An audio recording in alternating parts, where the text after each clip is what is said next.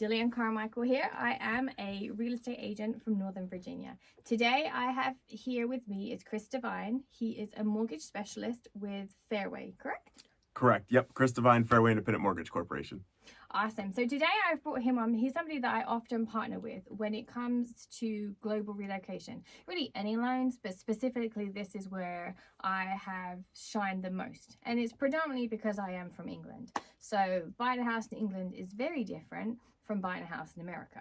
And I'm sure that a lot of you that are coming from another country are feeling the same things. So Chris and I have worked together with so many clients of mine that are in a similar situation. They're coming from Brazil, Colombia, the Middle East. We had one from Canada too, right? We had one from Canada, yep. Right. And all of them seemingly are having similar misunderstandings, misconceptions, or there's just some guidelines that we really wanted to touch on. So we're going to do a couple of videos where we are going over some of the common questions. So I'm going to hand over to Chris, and the first one that I really want to talk to you about is when you have money that is in a country outside of the United States, how can you bring that over? How does that work? Yep, absolutely. So that's a big question that we get. And so in the US, the Bank Secrecy Act and money laundering are like two of the biggest things that we are constantly worried about. So this is for US citizens and non-US citizens. Oh, interesting. Is when we are looking at bank statements for a home purchase, typically it's big numbers, right? Large sums of money for these big purchases, especially in our area. And so really what we have to do is scrutinize those bank statements to see where the money came from and make sure that it wasn't something illegal, essentially. They don't want cash deposits. They don't want any ill-gotten gains being used to buy real estate in the country. Gains. What is ill-gotten gains? Illegal activities. Okay. Illegal activities. So cash purchases for things on the street. Got it. So basically you're asking for a paper trail. Yes, we want a paper trail, all of the money being used for real estate back as far as we can to see where it originated.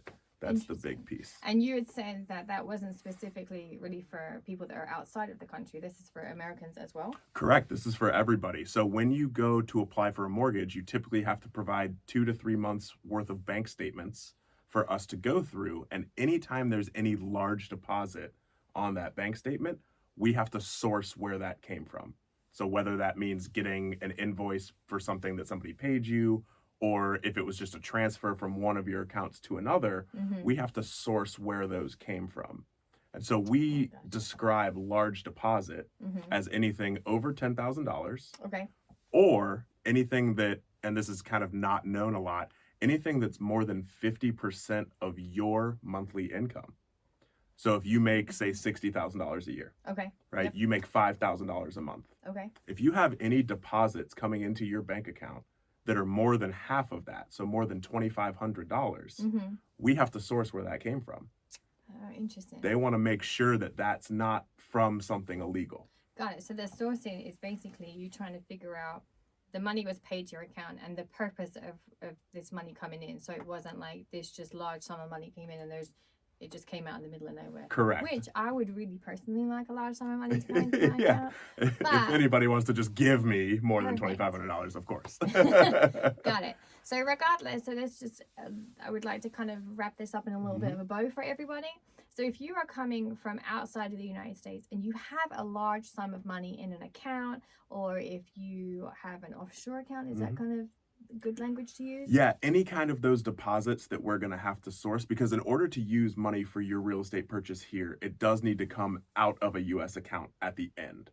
So you have to move it from the foreign account into a U.S. account and then use it for the purchase. Understood. So then if they're moving, so for example, say you live in Colombia and you have a bank account in Colombia, then my understanding now is that Chris, you're going to need to look into the account in Colombia and then have them move it over? Is this what you're saying? Yep, we can either do that or depending on if we have the luxury of time, which planning ahead for your home purchase is always the best case scenario. For sure. So if we can plan in advance and have time, open the account, move the money into it, and let it stay in the US account for long enough, then we can use that. But if we don't have the luxury of time, then yes, we'll need to show it going into the US account, Okay. and we'll need to show that original Colombian account where it came from. Understood. So, in a nutshell, if you are looking to bring money for a home purchase outside of the United States, or even if you're in the US and you have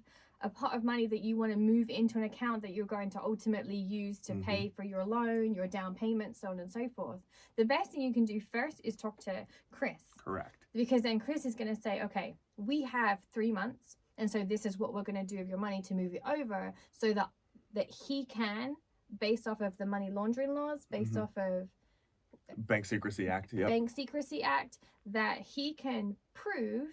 And would it come up in an audit, or you're just proving? It's just for our underwriters, just to for show. underwriters. Yep. Okay, so underwriters, so meaning Chris would do the loan, and then there is the compliance, correct? In Yeah, order compliance, yep. to get the loan. So you have large sum of money, regardless in the United States or not, and you need to move it into the account that is going to pay for your down payment, closing costs, anything to do with the home purchase.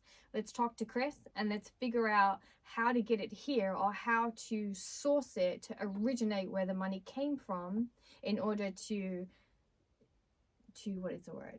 Just to be able to use those funds for the purchase. There you go. Yep. Now, if you have any more specific questions about you personally, give us a call. My number is 703-401-7579. And I'm 703-801-0689. And I also put the link to both my information and Chris's information into the comments at the below. All right. Have a good day. Thank you.